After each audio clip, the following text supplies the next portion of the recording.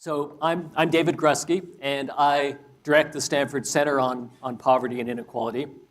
And I'm really pleased to welcome you to the Center's third annual State of the Union Conference on Poverty and Inequality.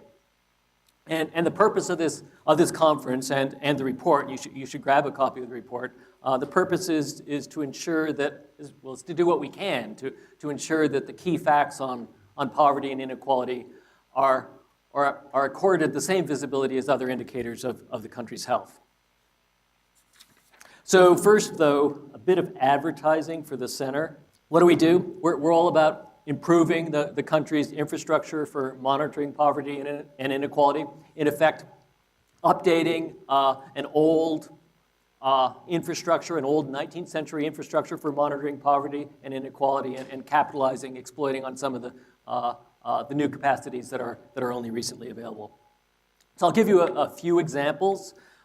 We have an initiative underway to monitor poverty more frequently on a quarterly basis, and thereby allow the country to have an informed, real-time poverty policy, just like our monthly unemployment statistics allow us to have an informed, real-time labor market policy.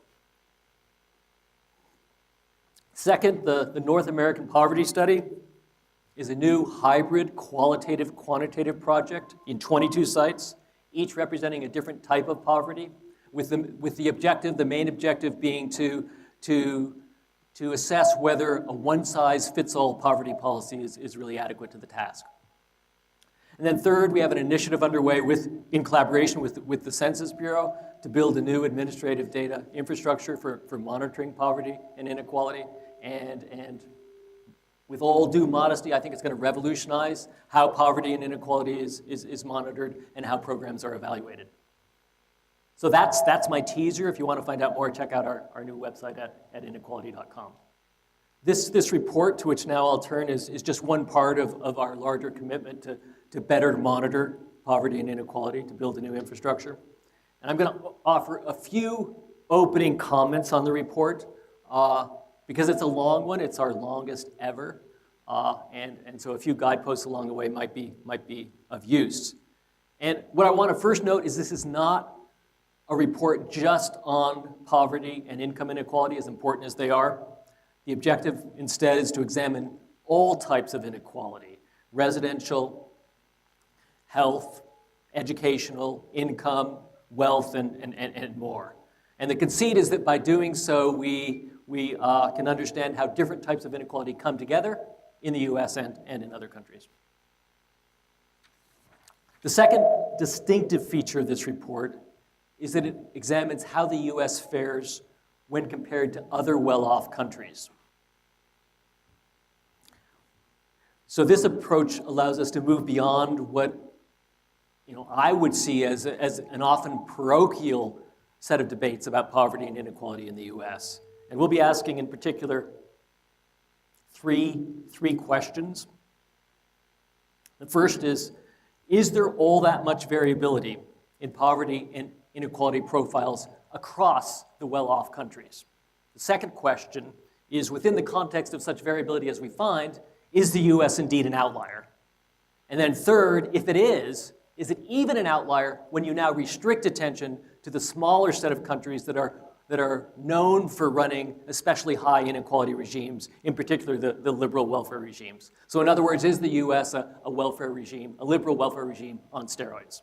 So because each of the presentations that you'll be hearing as the conference unfolds will focus on a particular domain, one of the 9 domains that we cover in this report, I thought what I'd do is briefly address those last 3 questions by examining how inequalities come together across the domains. And so as a vehicle for doing so, I've presented here an illustrative analysis with just 10 well-off countries, those countries that happen to have measures available for many of our domains. So we have 10 well-off countries here and just 3 of the 9 domains covered in this particular graph shown here. And I should say in each domain, I've just graphed one indicator, whereas the authors, of course, of the reports that you'll be seeing carry out a far more detailed analysis. So what I'm going to provide then is a gross simplification, but it does at least allow me to convey some sense of the big picture that's going to unfold today. So what do we find? So if we first ask whether there's all that much variability among the well-off countries, if that's our question, then the question really is there just one way to be a successful, well-off, rich country? And what we see to the contrary is, in fact, that there are many poverty and inequality roads that are taken. You can see here that the intergenerational earnings elasticity, which is one of the workhorse measures of economic mobility, ranges from 0.17 to 0.50. The share of total wealth held by the top percentile ranges from 12 to 42%.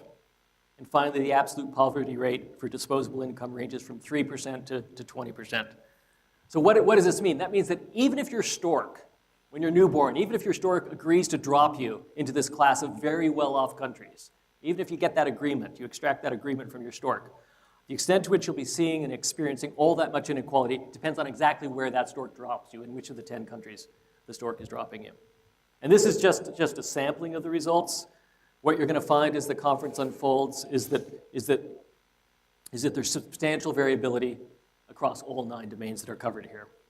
So then you might ask, well, what explains this variability? Why is there so much variability even among the well-off countries? And the usual argument is that that's suggestive of a big effect of policy and of institutions. And I'm going to suggest a little bit later that conventional gesture to policy and institutions as a way of explaining all this variability might not be the full and complete story. But let's move to the second question now, and that's we know that there's lots of variability even among the well-off countries, but where does the U.S. fall within this range of variability in poverty and inequality outcomes? And the answer is clear. The U.S. is an outlier. We see on the vertical axis that the U.S. has almost twice as much wealth inequality as the next highest country. On the X and Y axes, we see that the U.S. has one of the highest intergenerational elasticities and more poverty than most of the other well-off countries, except, of course, Italy and Spain. And the same result you'll see, the same result holds by and large across all of the 9 domains. We take the high inequality road almost every step of the way. But it's important, and this will also come out, I think, today, it's important to clarify just what type of outlier we are, and in particular to correct 2 myths in this regard. The first myth is that the U.S. is just a standard issue liberal welfare regime, that all liberal welfare regimes are inequality-generating machines, and we're just the garden variety liberal welfare regime, nothing special. And what we see here is that, to the contrary, the U.S. stands apart from all the other liberal welfare regimes, indicated here in red. It has more wealth inequality than all of them, more poverty than most of them, and less mobility than most of them. So it's a liberal welfare regime that's indeed on steroids. And the second corrective, the second point that I'd like to make is that the U.S. performs poorly even in those domains that have historically been seen as its strengths. So it's often argued, for example, that our deregulated economy might well produce lots of income inequality, but as an important side benefit, a compensating factor, at least it delivers the jobs. That's long been argued, and what Mike Hout's going to show, I think, is that's simply wrong, that we're just not delivering the jobs in the way that we once did.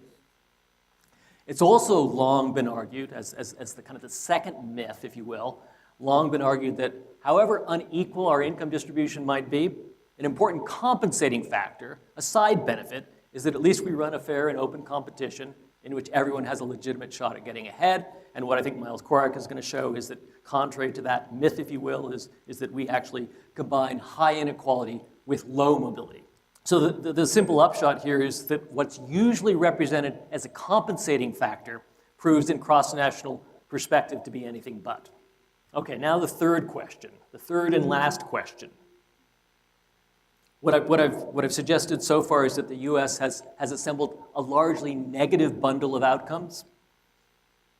And what's shown here in this table, which is also presented in the report, is that the U.S. in fact ranks last overall when we average across the six domains for which we have data for these 10 countries. So why, you might then ask, do all bad things come together? And I want to conclude by just reviewing 3 answers to that question, answers that I hope you'll bear in mind as you listen to the reports that will be presented today. So first, I want to present what might be called the bad luck theory. It might be imagined that in each domain, there's a largely idiosyncratic set of causes behind such extreme inequality. So this line of reasoning implies that there are quite distinct domain-specific reasons why income inequality is so high, why health disparities are so large, why economic mobility is so low, and on and on. So this is, in the end, a bad luck story. It just so happens that in each domain, the US has that constellation of practices and institutions that are inequality generating. So in a large sample of countries, drawn from the universe of all possible countries, you might think that by chance alone, there'd be at least one country that would bring together all of these inequality-generating practices and institutions, and the US is, by this logic, just that bad luck country.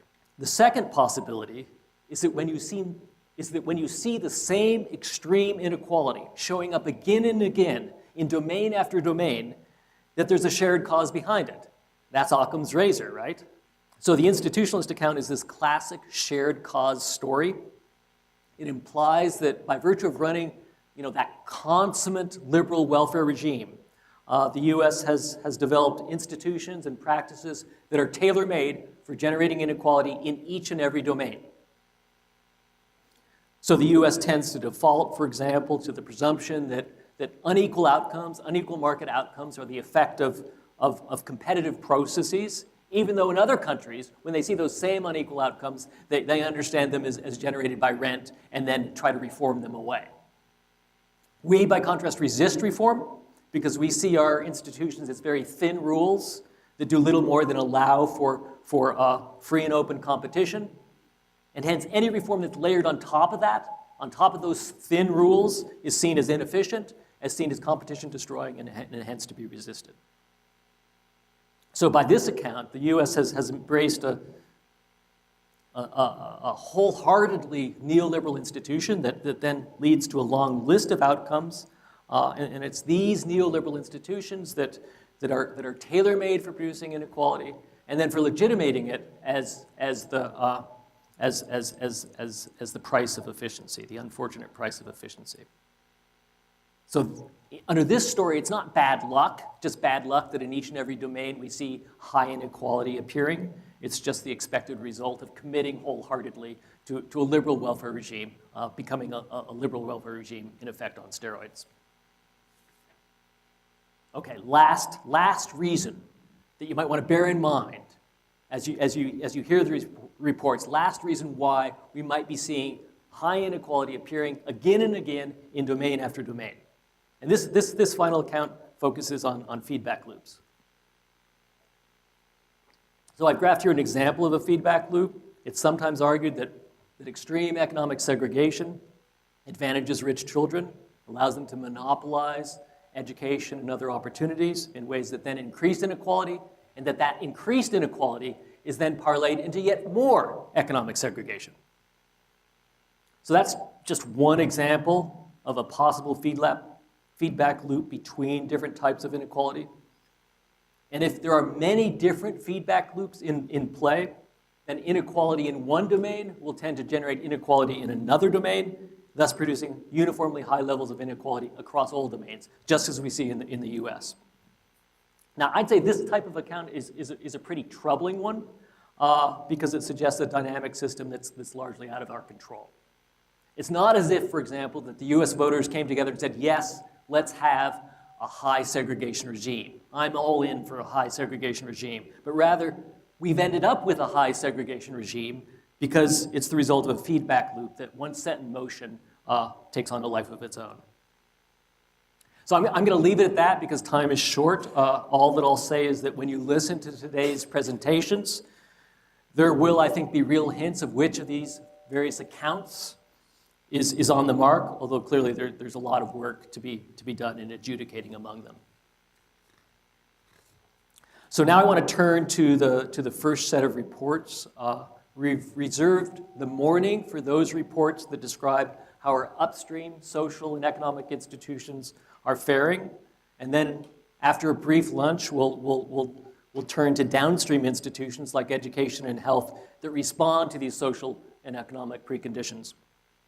So we're going to lead off, therefore, with a report on that consummate set of upstream institutions, namely the economy and labor market. The author is Michael Hout, professor of sociology at NYU, leader of the Center's Recession and Recovery Research Group, one of the most influential sociologists of our time, which is very convenient for me because I don't need to provide a protracted introduction. Welcome.